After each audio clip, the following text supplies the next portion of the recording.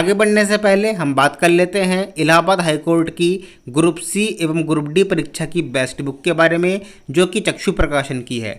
अगर आप 2023 में ये एग्ज़ाम देने जा रहे हैं तो ये पुस्तक आपके लिए बेस्ट होने वाली है। इस पुस्तक में 2450 से अधिक बहुविकल्पी प्रश्न दिए गए हैं व्याख्यात्मक हल सहित। साथ ही 25 प्रैक्टिस सेट्स दिए गए हैं व्याख्यात्मक हल सहित और 2 सॉल्व्ड पेपर्स व्याख्यात्मक हल सहित। और इसकी खास बात यह है कि नवीनतम सॉल्व्ड पेपर पर ये आधारित पुस्तक है। तो आप इसको परचेज कर सकते हैं, डिस्क्रिप्शन में इसका लिंक दिया हुआ है। और इन सभी सुविधाओं के अनुसार आपकी एग्ज़ाम में अच्छी तैयारी हो जाएगी। तो डिस्क्रिप्शन में लिंक है, आप इसको परचेज कर सकते हैं। हेलो स्टूडेंट, स्वागत है आपका डीएलएड सेकेंड सेमेस्टर की आज की क्लास में।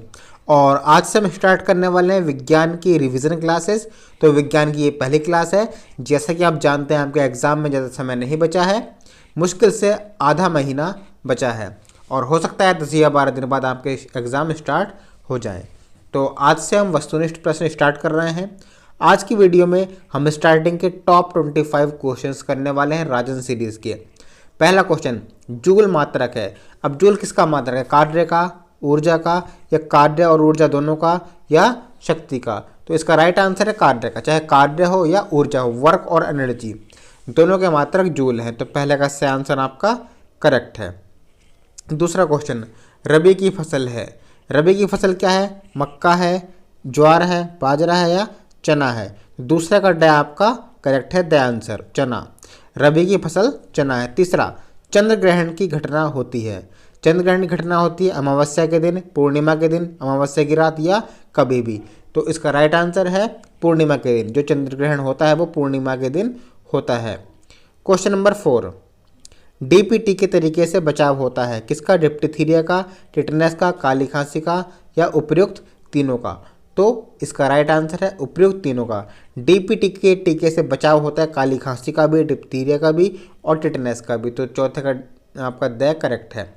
उसके बाद पांचवा क्वेश्चन CaSO4 में Ca की संयोजकता आपने पढ़ी होगी। संयोजकता को कहा जाता है वैलेंसी। ठीक है, वैलेंसी केमिस्ट्री में आपने पढ़ी होगी। तो इसमें Ca की वैकेंसी कितनी है? तो प्लस का 2 इसमें Ca की वैकेंसी है। उसके बाद कैल्शियम। ठीक है, कैल्शियम में यहाँ पर Ca का मतलब कैल्शियम होता है।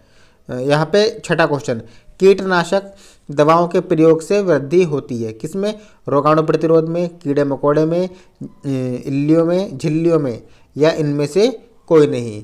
तो इसका राइट आंसर है रोगाणु प्रतिरोध में। छठे का ए आपका करेक्ट आंसर है। उसके बाद क्वेश्चन नंबर 7 खरीफ की फसल है।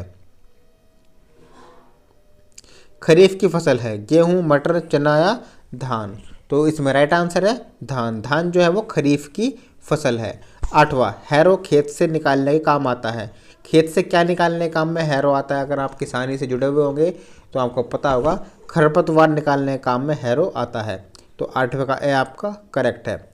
9वां डिबलर से बुआई नहीं होती। किसकी? गेहूं की, धान की, चने की या बाजरा की? तो धान की बुआई जो है वो डिबलर से नहीं होती है। तो 9वें का से आपका करेक्ट है। 10वां क्वेश्चन सिंचाई की कटाऊ पानी विधि है। अपलावन या प्रवाह विधि, कुंड विधि, क्वारी विधि या छिड़काव विधि? तो इसका राइट आंसर है अपलावन या प्रवाह विधि। ये सिंचाई की कटाऊ पानी विधि है। बल का एसआई मात्रक, ये सब आपको पता होगा। इसका राइट आंसर है न्यूटन। न्यूटन जो है बल का एसआई मात्रक है। उसका 12वां क्वेश्चन माकासा या MKS पद्धति में कार्य का मात्रक क्या है? तो कार्य का मात्रक जूल होता है, आप जानते हैं। तो 12वें का से आपका करेक्ट है जूल। उसके बाद 13वां क्वेश्चन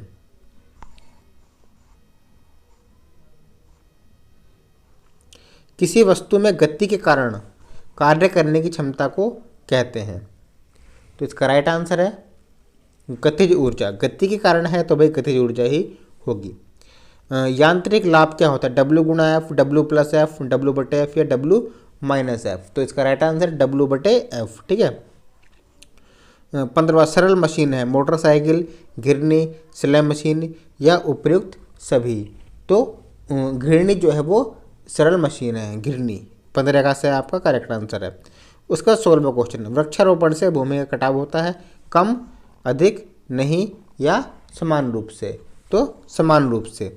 वृक्षारोपण से, जब वृक्षारोपण मतलब पौधे लगाना, और बरसात में समान रूप से भूमि का कटाव होता है। अगर वृक्ष पेड़ हम नहीं लगाएंगे तो अधिक कटान होता है।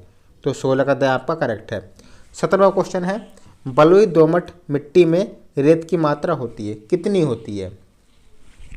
60 से 80%, यही आपका करेक्ट आंसर है 17 का आ। 18वां, नियमित खाद के प्रयोग से होती है उपज में वृद्धि, मिट्टी की वृद्धि, पानी की वृद्धि, या इनमें से कोई नहीं। लेकिन नियमित खाद अगर हम यूज़ करेंगे तो उपज की वृद्धि होगी, फसल बढ़िया होगी। तो 18 का ए आपका करेक्ट है। उसके बाद 19वां, चिमटा उदाहरण है किसका? प्रथम श्रेणी उत्तोलक का, द्वितीय श्रेणी उत्तोलक का, तृतीय श्रेणी उत्तोलक का, या एक मशीन का? तो चिमटा उदाहरण है तृतीय श्रेणी उत्तोलक का। 19वें का से आपका करेक्ट है। उसके बाद प्रश्न नंबर 20, पुनः प्राप्त होने वाला नवीकरणीय ऊर्जा का स्रोत है ज्वार भाटा की ऊर्जा, प्राकृतिक गैस, कोयला, या पेट्रोलियम? तो इसका राइट आंसर है ज्वार भाटा की ऊर्जा। 19वां का आपका करेक्ट है। 21वां, पुनः प्राप्त न होने वाली ऊर्जा का स्रोत है कोयले की ऊर्जा, पवन ऊर्जा, सौर ऊर्जा, या बहते हुए पानी की ऊर्जा? तो इसका राइट आंसर है कोयले की ऊर्जा। प्रश्न नंबर 22, सौर ऊर्जा को सीधे विद्युत ऊर्जा में बदला जा सकता है। तो इसमें आपके पास 4 ऑप्शन है, सोलर कुकर द्वारा, सौर भट्टी द्वारा, सौर जल ऊष्मक द्वारा, या सौर सेल द्वारा? तो सौर ऊर्जा को सीधे विद्युत ऊर्जा में बदला जा सकता है किसके द्वारा? सिर्फ और सिर्फ सौर सेल द्वारा। तो 22 का ध्यान आपका करेक्ट है। उसके बाद प्रश्न नंबर 23,